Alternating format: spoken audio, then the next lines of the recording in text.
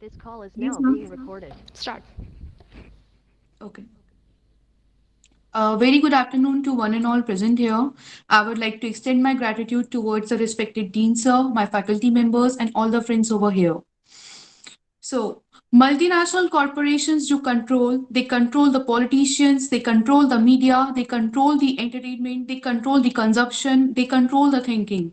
So here, this is Isha Vesh, MBA first year student, and I'm gonna represent my views on the topic multinational companies, saviors or a saboteur. Globalization is not a new concept to all. It has allowed the various countries to opt the international trade, business, and the investment. It is more about the cross-border trade relationships. For now, I can say that globalization is not restricted to only one country. Here, the country extend their borderlines to do the business in other another countries as well. So, in this world of the globalization, the trend of MNCs was started. So, the term MNC, that means the multinational corporations, refers to the company that have the operations and the offices in multiple countries, even though headquartered in one or few of them. So MNCs is a term that we all are aware about. Even though we are in the MBA and we think about to be placed in a good MNCs, we all are required for. And here we are doing studies to be get placed in the MNCs and having a good everything skills, we can say that. So now, even though this term has a modern origin itself that is called MNC, but you all know MNCs have existed at least for the past 4 to 5 centuries. You all know about the East India Company, the English trading company that grew its influence in India in the 17th century, and basically it laid the foundation in the English trading rule in India that can be easily classified as one. So we cannot say that MNC is just had an origin from the past, just few years ago or some centuries. So it is at the laid the foundation few centuries ago, I can say. So what MNCs do? Basically, MNCs set their factories in local areas or in the locations where they are having an industrial stuff, or we can say they can get the cheap skilled labors, resources, favorable government policies, and a stable political and the economic environment, because these such are the requirement for the MNC to be set up. Moreover, I can say they can either set up in those countries which are under development. They do not just develop themselves in a developed countries because there is a less scope of them. Most of the MNCs, they are armed with the latest of technology. They are having a surplus capital, and they look towards those markets that are less developed in nature, because they are of a thought that they should move into the developing countries to increase their economy. And if they're going to be go there, there is more chances for their development, for their more profits. A number of MNCs, they are operating all over the world today. In India, if we talk about the MNCs, they are like the Standard Chartered, HSBC, Castrol, and many more other. Even though the example of Colgate as well. But these are the just a few names. They are operating from the decades, but there are many more of them. Like we are having a developing countries such as the Thailand, South Korea. These are the best example. Even though our India is serving as the best market for the MNCs because India is a developing nation. We all know that, and MNCs find a boostful development of them to be settled out in the India, and no doubt they are providing the employment for the youth as well. We can say that another way the MNCs can boost the economy of developing countries via the introduction of the new technology. No doubt that gonna increase the productivity and the efficiency while they all are making available better to the cost product for the customer. What MNCs do basically, they're providing you new services, they're providing the new products, which all the human beings and we the people, we the consumers are attracting towards it. If we talk about the MNC, I can say as well, from the past decades, from the past 2 decades and right now, there's a huge difference of the lifestyles. If we talk about the lifestyles, the people acquiring their lifestyle few decades ago, and there's a huge difference. We can easily identify it. We all gone through a very drastic change of the lifestyle as well. So no doubt, MNC services help us to nurture ourselves, to develop ourselves more. Now, next is that they are going with the latest technology. So they are coming out with the new technologies, right? So if that technology is not taken with the proper concern, with the proper regulations, it gonna destroy the environment as well, led to the industrial disaster, harass disastrous things. So what they do gonna do, it gonna harm the consumer, the environment as well. At the same time, what MNCs are doing, they are destroying the domestic companies as well. That was a happy side that I showed you to the peoples. But everyone is not happy with the MNCs. Small firms, producers, they face a large amount of competition with the MNCs into the market. So we can say at the same time they are destroys the domestic companies as well, because there is a large scale of loss of employment in the domestic labor market. So we can say as well, MNCs can also harm the sovereign interest of the domestic companies because they are involving those companies into the international arbitrations, which makes them to work according to them. They are not using their own work.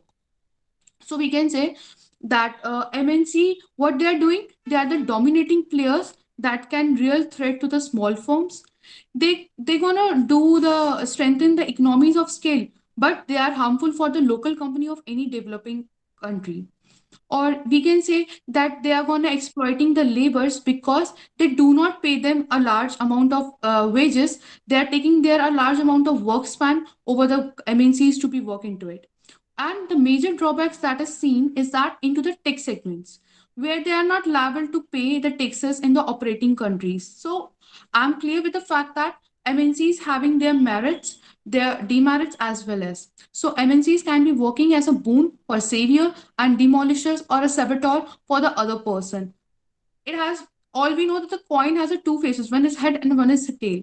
So similarly the MNCs is being like they are good for someone but they are not good for other people's, like the small firms and the producers. If we talk about India, हमारा Bharat, India has been able to benefit from the dynamicity of the MNCs, while at the same time it allows the enough space for the domestic firms to grow. So this is the reason I can say that India today boosts some of its very homegrown MNCs like the Tata, Infosys, Reliance, Wipro, etc. So these are not the only operating in India. They are having their offices in other countries as well as. So, towards conclusion, I can say that on the one hand, the MNCs are serving for the surplus capital, cutting edge technology, management, expertise, etc., which all somehow lead to the production, productivity, efficiency, employment, and moreover, more focus on betting living standards. Whereas on the other another hand, they can also harm the domestic companies. It also led to the volatility. It also led to the obsolete technology, I can say, and exploiting the poor regulatory environment. And also, the one more important point, it is also killing the indigenous industries. So, towards concluding and stopping my words, I would like to say that MNCs led to the boostful economy as well. But if it is not treated as well, they can also take the undue advantage of the persons of a country and as well as the country. So, countries should, put some regulation and the restrictions for an MNC so that they cannot take any undue advantage. Thank you everyone for listening me and have a good day. Thank you, Isha, for presenting your views. And yes, it was very nice, like the way you take the whole topic. Okay. Now, I would like to Chitrankan Tyagi to present their views on his topic.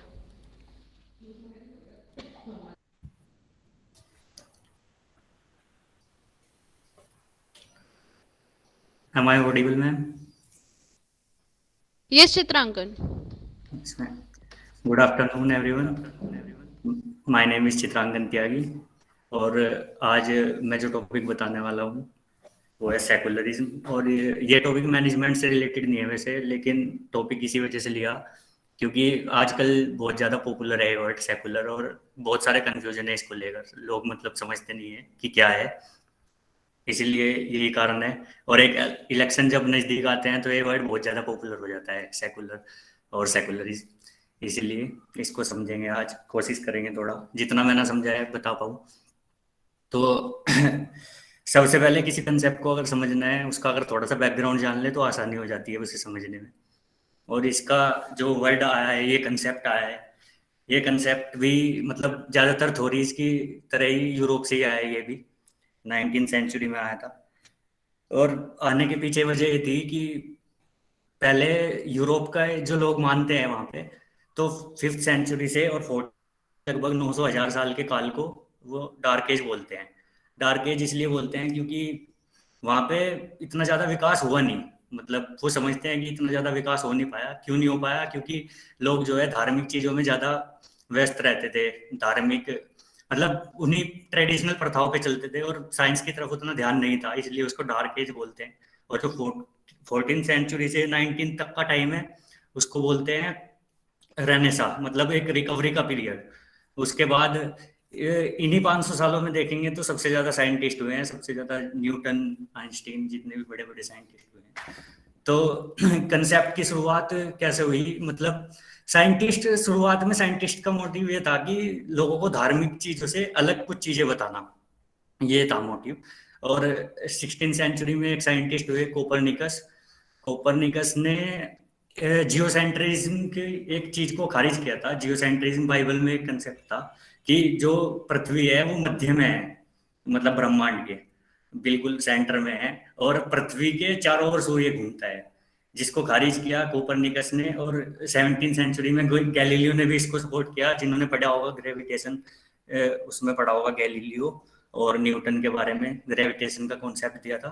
तो जियोसेंट्रिज्म एक Bible में चीज थी, उसको खारिज किया और heliocentrism का नया कंसेप्ट दिया, जिसकी वजह से उनसे बहुत मतलब नाराज हुए थे जो चर्च के पुजारी होते हैं वो, कि ये क्या मतलब बाइबल को गलत बोल रहा है ऐसे करके। उसके बाद चार्ल्स डार्विन ने भी एक, चार्ल्स डार्विन का नाम सभी ने सुना होगा। उन्होंने इवोल्यूशन का कॉन्सेप्ट दिया है कि मतलब जो बाइबल की धारणा ये थी कि ईश्वर ने बनाए हैं आदमी, मतलब सबसे पहला आदमी ईश्वर ने बनाया है। लेकिन इवोल्यूशन का कंसेप्ट कहता है कि ये हम इवोल्यूशन से बने हैं, मतलब एप्स और चिंपैंजीज से विकसित होकर इंसान बना है। और चार्ल्स डार्विन को तो माफी भी मांगनी पड़ी थी उसको लेकर, उनके कंसेप्ट के जो उन्होंने थ्योरीज और थीसिस अपने कंसेप्ट छापे थे रिसर्च पेपर्स, उसके बाद उन्हें वो भी माननी पड़ी थी। तो मेन बात पे आते हैं अब, सेकुलरिज्म। सेकुलरिज्म का कंसेप्ट कैसा है? 19th सेंचुरी में 1851 में एक व्यक्ति थे जिनका नाम था जॉर्ज जेकब होलियोक, और वो चार्ल्स डार्विन की थ्योरी से बहुत प्रभावित थे, मतलब उनकी वर्क से। उन्होंने एक कंसेप्ट दिया था सेकुलरिज्म का। कंसेप्ट मुख्यतः अगर डिवाइड करें 4 भागों में, तो कंसेप्ट के अंदर ये थी एक चीज, पहला कि धर्म के प्रति बिल्कुल न्यूट्रल रहना। ये मतलब एक माहौल सा बन चुका था उसके बाद कि धर्म कुछ नहीं होता। 19th सेंचुरी का ये माहौल है, और इसमें बहुत सारे साइंटिस्ट ऐसे हुए हैं जिन्होंने अलग अलग कंसेप्ट दिए हैं अपने। कार्ल मार्क्स भी बहुत फेमस व्यक्ति हैं, उन्होंने तो बिल्कुल ही खारिज कर दिया था कि ऐसा भगवान जैसी कोई चीज होती नहीं। लेकिन इनका सेकुलरिज्म का कंसेप्ट ऐसा नहीं था। सेकुलरिज्म में ये था कि धर्म के प्रति न्यूट्रल रहना, दूसरी चीज विज्ञान के साथ आगे बढ़ना, और एक था कि इस वर्ल्ड के बारे में सोचना। क्योंकि जो धर्म है, धर्म कहता था कि हमें दूसरे वर्ल्ड में जाना है, मतलब जो अलौकिक शक्तियां हैं उसी को धर्म मानते हैं लोग। जैसे मुस्लिम कहते हैं जन्नत में जाना है, या फिर क्रिश्चियन भी यही कि हमें वहां पे जाना है, गार्डन ऑफ ईडन बोलते हैं उसको, उनके स्वर्ग को बोलते हैं वो। तो उन्होंने, होलियोग ने बताया कि इसी लोक में, इसी लोक को पहले ध्यान में रखो, दूसरा कोई चीज नहीं। और एक इसमें था कि धर्मनिरपेक्ष धर्मनिरपेक्ष नैतिकता, मतलब ऐसा नहीं है कि कोई धर्म को नहीं मानता तो वो नैतिक नहीं हो सकता, मतलब अच्छा आदमी नहीं हो सकता।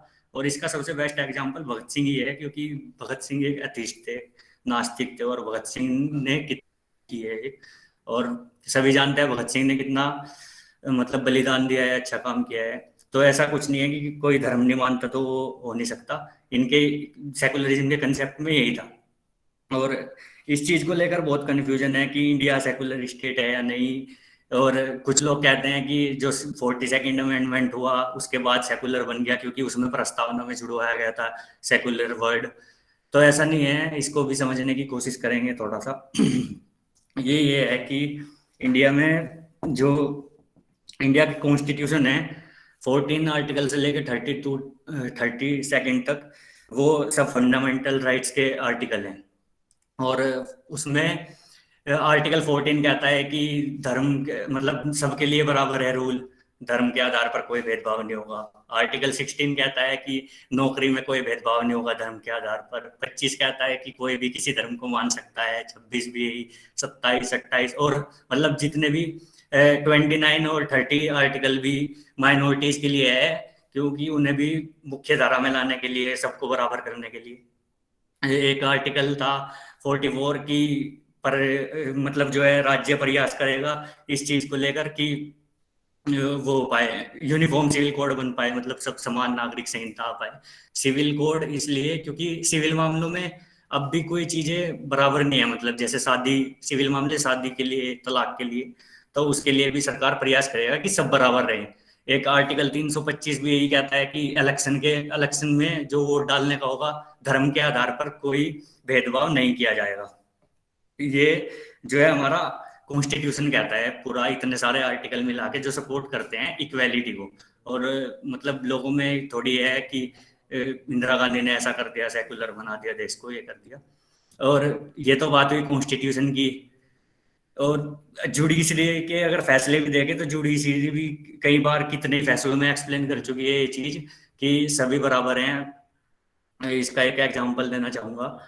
1974 में एक मामला आया था, सेंट जेवियर कॉलेज ने मतलब गवर्नमेंट पर केस किया था, वहाँ की गुजरात, अहमदाबाद का कॉलेज है, गुजरात की गवर्नमेंट के खिलाफ केस किया था कि ये जो मतलब किसी भी कार्यक्रम की शुरुआत होती है, तो जैसे कोई दीप जला के शुरुआत होती है या नारियल फोड़ के शुरुआत होती है, तो वो बोले कि ये एक धार्मिक है, मतलब धार्मिक सिंबल है, ऐसा नहीं होना चाहिए। इसके बाद सुप्रीम कोर्ट ने उसकी व्याख्या की कि हम धर्म से अलग नहीं है, मतलब इंडिया जो है देश है वो पॉजिटिव सेकुलरिज्म में विश्वास करता है। सेकुलरिज्म को भी अगर दो हिस्सों में बांटे तो दो तरह का हो सकता है, एक नेगेटिव, एक पॉजिटिव। पॉजिटिव सेकुलरिज्म तो ये है कि राज्य धर्म से मतलब रखेगा और उसका सम्मान करेगा, मतलब धार्मिक चीजों को भी ध्यान में रखेगा। और अगर नेगेटिव को देखें तो नेगेटिव सेक्युलरिज्म का एग्जांपल फ्रांस कह सकते हैं कि धर्म बीच में नहीं आ सकता कानूनों के। पर हमारे देश में ऐसा है कि कानून पलटे भी जा सकते हैं धर्म को, मतलब उनकी आस्था को मद्देनजर रख के, ऐसा है हमारे देश में। और सेकुलरिज्म में एक बेसिकली फिलोसफिकल कॉन्सेप्ट है जिसका ये दिया गया होलियोक के द्वारा बताया। और अंत में यही चीज कहना चाहूंगा कि सेकुलरिज्म, एक सेकुलर होना कोई गाली नहीं है, ये एक बस कंसेप्ट है। इसको इसको मैनिपुलेट करके इस वर्ड को अलग अलग चीजें बताई जाती हैं, लेकिन ऐसा बिल्कुल नहीं है। ये चार भागों में डिवाइड है, जैसे कह सकते हैं कि साइंस को मानना है मानना और धर्म के प्रति न्यूट्रल रहना, बेसिकली इसका मतलब ये है। बस, thank you. Thank you so much, Chitrankan, for sharing your knowledge and as well as your views. Like it's good to hear you. Thank you, thank you. Chitrankan. Thank you. Now I would like to call Ria Rawat.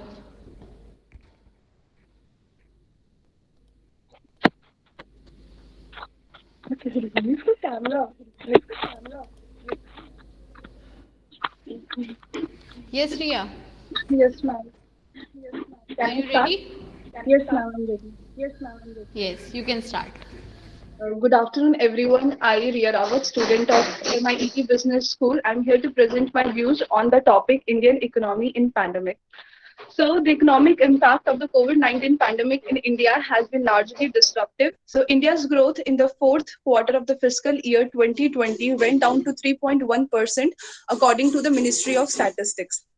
The World Bank and rating agencies had revised India's growth for fiscal year 2021 with the lowest figures India has seen in 3 decades since India's economic liberalization in the 1990s. So as we all know that the virus was first identified from an outbreak in the Chinese city of the Wuhan in December 2019, and before the COVID-19 hit globally. So there was a healthy relationship between the India and the China country.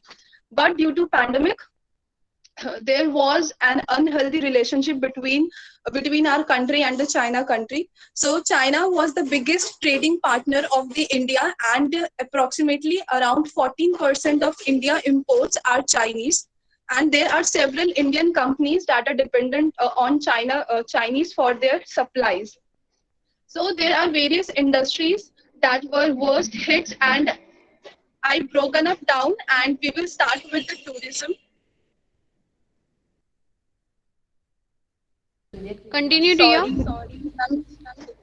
Okay, I will start with the tourism. So, drop in foreign tourist arrival. So, in 2019, there is a report that more than 10 million foreign travelers visited India, and out of these, little more than 3% were from China, and they were from China. They were Chinese.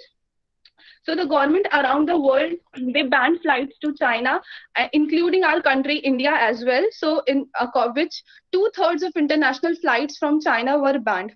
And India's tourism industry, they felt the pinch, and the aviation sector as well.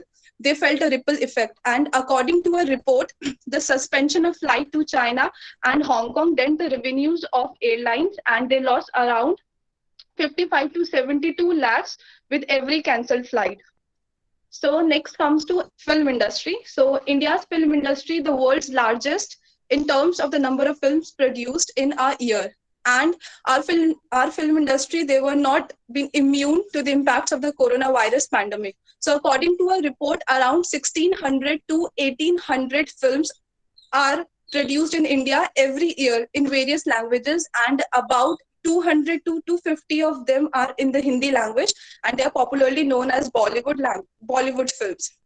So, due to pandemic, either the films their release date were postponed, or they were released on the OTT platforms. OTT platforms, they were known as the over-the-top platform. So, because of this, the filmmaker and the other people who were associated with the film, they face the losses as well. Then we have electronic goods. Companies making electronic goods are suffering, and China supplies around 50 to 60% of India's electronic demands. And there are several Indian companies which depends on China for their parts, and their supply has been disrupted by the shutdown.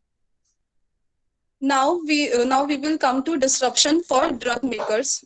India is the world's largest exporter of generic drugs, but Indian manufacturers depend on China for 70% of their raw materials. And this includes like their key ingredients, like for antibiotics, diabetes drugs, painkillers, and antiretrovirals for HIV. The shutdown in supply lead to shortage, and prices of major drugs also shoot up. So because of the COVID-19, there was an unhealthy relationship between the India and China, and the Indian government, the import of the goods were disrupted. And now agriculture sector. So nearly 90% of India agricultural sector is made up of small and marginal farmers. So despite being exempt from the lockdown restrictions, so the agricultural sector also felt the adversely impacted, like dairy, poultry, horticulture, seed production, and several other related industries. They also witnessed the losses. That's all from my side. Thank you, ma'am. Thank you, Ria. So, as per you say that pandemic takes the whole economy down. Am I right, Ria? Yes, ma'am. And because of pandemic, we are connecting like online. Yes. Ma'am. So, pandemic की situation हो या कोई और situation हो, we find ways to connect to grow. Yes or no?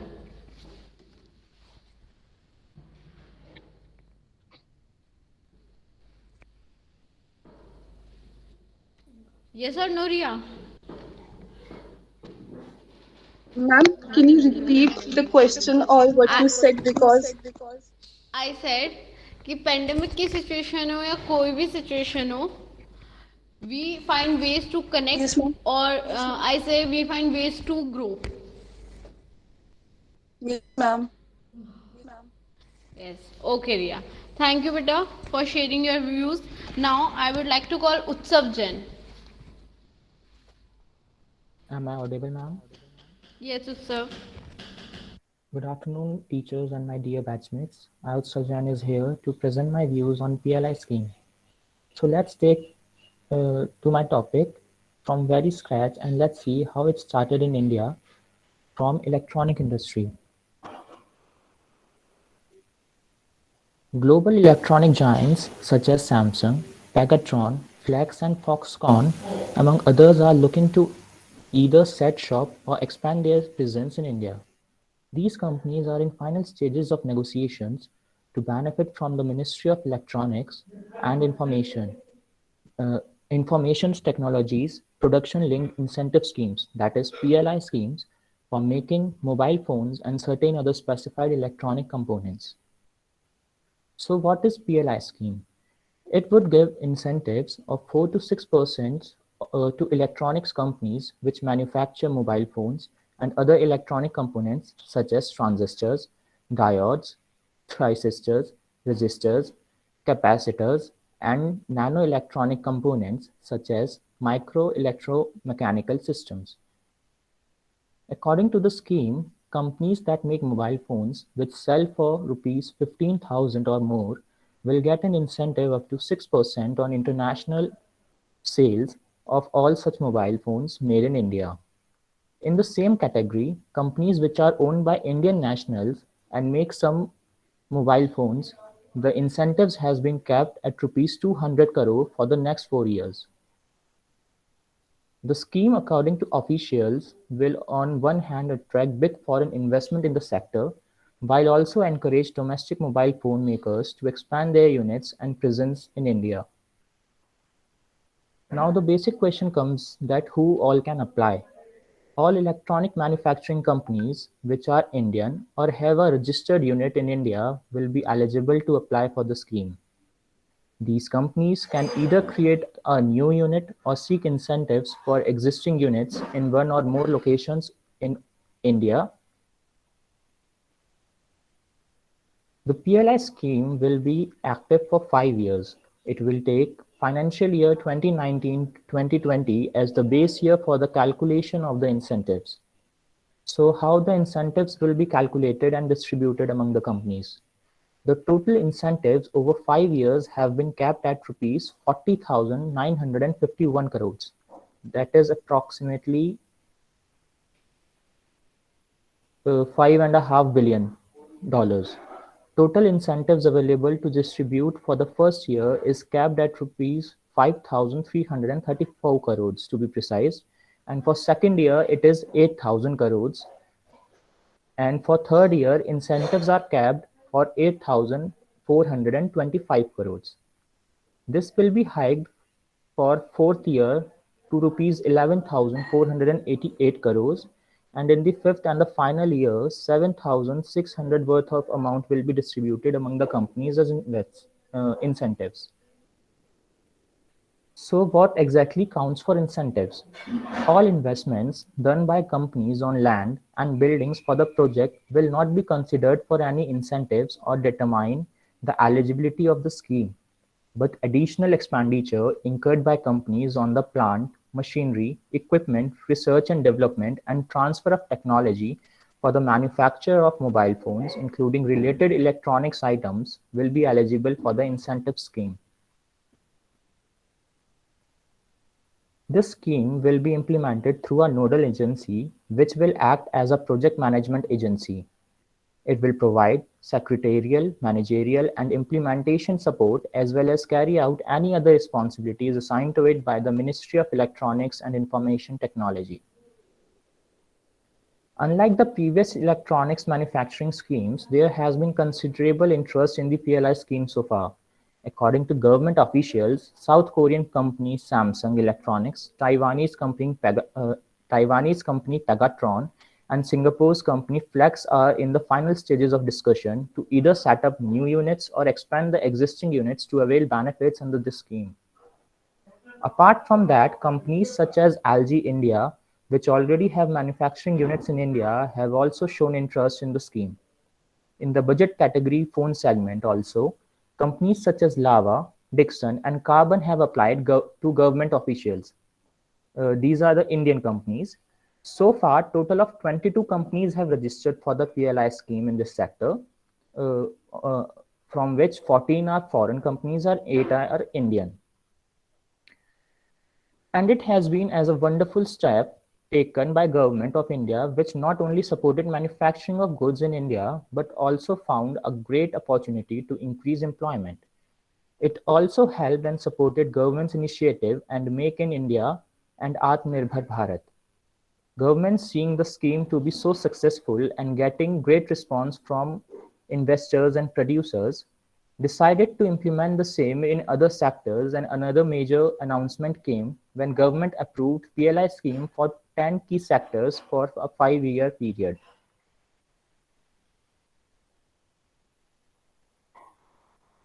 Yes, continue, Sabita. When this announcement came, it was told that the selection of sectors has been based on job creation, global value chain addition, the sunrise sector, and the larger principle of self-reliant India. These sector included ACC batteries, that is advanced chemistry cells वाली जो batteries होती हैं वो वाली batteries, even white goods, in which we include LEDs and ACs. PLI scheme for solar modules was also launched in it, followed by food processing industries, telecom, drone sector, active pharmaceutical ingredients, as one of our speaker just told that we have to import ingredients to make medicines, though we produce them, but to produce we have to import their ingredients. So government is working on self-reliant on that sector also. So that's why a PLI scheme was launched in that sector as well. PLI scheme was launched in drone sector, and last but certainly not the least, in specialty steel sector. The PLI scheme will be implemented by the ministries, departments concerned and will be within the overall financial limits prescribed.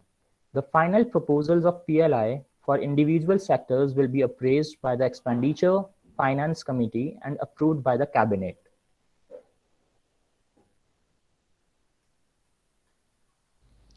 Thank you, sir, for talking about PLI scheme, and thank you for awareing all about PLI scheme.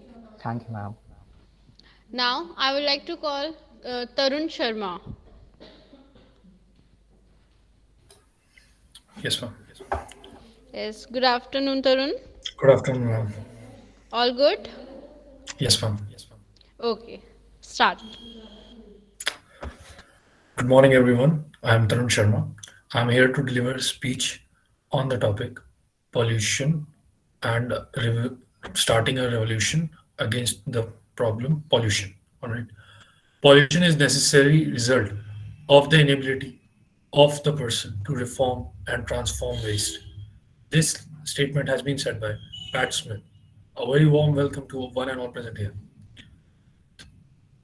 Today, I am here to deliver a speech on the burning topic of the decade, that is, pollution. Pollution refers to the introduction of contaminants into the environment, which affects it adversely. Pollution can be of several types, like air pollution, water pollution, noise pollution, and soil pollution. Air pollution, in a sense, like smoke from the chimneys, smoke from vehicles, water pollution, like which is caused by the untreated waste from the industries, factories, noise pollution, like loud voices from the vehicles, generators, unnecessary honking of vehicles, of horn as well. Soil pollution often occurs like when by the use of harmful chemicals and fertilizers in the soil, and much more. The rise in population, industrialization, deforestation, and mining are the major contributors to the damage we have done to the environment. According to an estimation by the World Health Organization, air pollution causes premature death of around 8.8 million people worldwide, which is likely to increase in the coming years. Pollution has led to many more serious problems like global warming, melting of polar ice, ozone layer depletion, and climatic disturbance on a global level, which includes acid rain, etc. as well. So these are the major few impacts which are posing a threat to the existence of human life on Earth. Unwanted substances leave a negative impact once released into an environment. One of the most critical threats faced by our planet in the present day scenario, that is, environmental pollution, is a global issue affecting people around the world. It is occurring in different forms, whether by affecting air we breathe or the water resources we utilize for several purposes. The reasons are many, and all of us need to acknowledge that we have created a threat to our life on Earth. The consequences of pollution are hazardous. As discussed above, it also includes health problems, which can be fatal in nature, like respiratory problems, which contain breathing problems, cancer, and other serious health problems as well.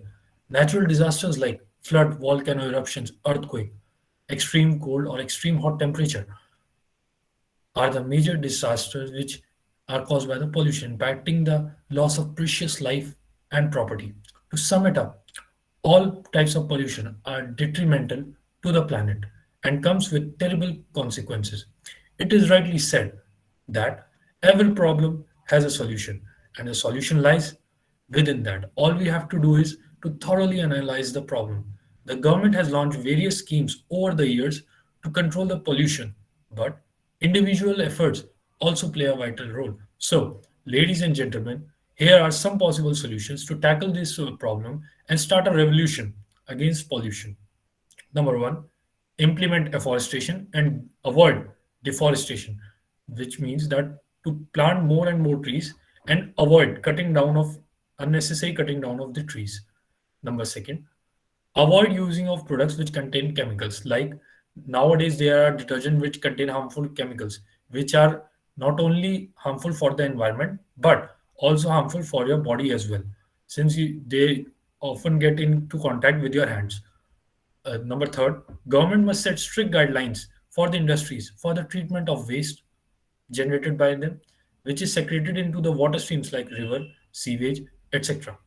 Number three, number four, avoid usage of crackers. Do not use crackers as they emit a lot of smoke which causes pollution. Number fifth, switch from plastic bags to the jute bags or old clothes bag. In this way, we can minimize the use of plastic. Number six, recycle and use. One of the major example of for this is Apple, as Apple has been taking considerable steps to recycle and reuse. In fact, the laptops manufactured by and iPhones and iPad manufactured by Apple are made of recycled products, and since they are made of recycled products, we are able to reuse them. Number seven, switch to electric home appliances. This means that we must switch to electric home appliances and from regular gas stoves like induction induction cookers, electric kettle, microwaves, etc. Another one is adopt composting methods where we can compost the our waste, and then we can use that waste for providing the nutrients to the soil. Another is that choose products that contain only recycled materials. Another one is to use the public transport, that try to limit the usage of private vehicles. Use as much as you can the public transports, and switch to solar panels to for the proper use of clean and green energy. It is necessary that we, as an individual and the government, must take a necessary step to strike a balance between the industrial progress and by the preservance of the nature, like making it mandatory for the industries to replace furnaces and chimneys, smoke which produce a lot of smokes, with an electric one. One of the most effective solution, which I strongly prefer, is switching towards the EVs, which is electric vehicles, as they are easy to maintain and does not incur huge expenses in maintenance. In turn, saving your money, and since it does not emit any smoke, so it does not causes any pollution. This is only limited by the infrastructure as it is currently in a developing stage and is expected to be developed soon, which will collectively help to curb the pollution at a much larger extent. All of us must pledge to bring a better tomorrow for the world, with an urge for everyone to give their best in the joint effort to eliminate pollution. I would like to end my speech with my call to every consumer and industries out there to truly reject petrol, diesel vehicles and machine and truly commit to electric. Doing this certainly won't be easy, but together we can and we must because the climate needs it, the world wants it, and our country definitely deserves this. Thank you and have a good day. Very nice, Tarun. And yes, you Thank are you, ma'am. right. That is the responsibility of the each and every person. Now, I would like to thank you once again, Tarun, not to just talking about pollution, but also to share the solutions. And now, I would like to thank you to the to Isha, Chitrankan, Ria, Utsav, and Tarun to present your views. And thanks to all audience to listen. Thank you, ma'am. Thank you, ma'am. Welcome, beta. Okay, so we'll try to on next Saturday we will present with other speakers and with other audience to share a platform. At last, ma'am, we want to thank you that you gave us this opportunity. Thanks a lot for that. Thank you, beta. Thanks to all. Okay. Okay, so we are Thank you winding so up much, the friends. session. Okay, so we'll meet on next Saturday. Okay. Thank you, ma'am. Welcome, Thank you, Thank ma'am. you, beta. ma'am. Thank you, ma'am.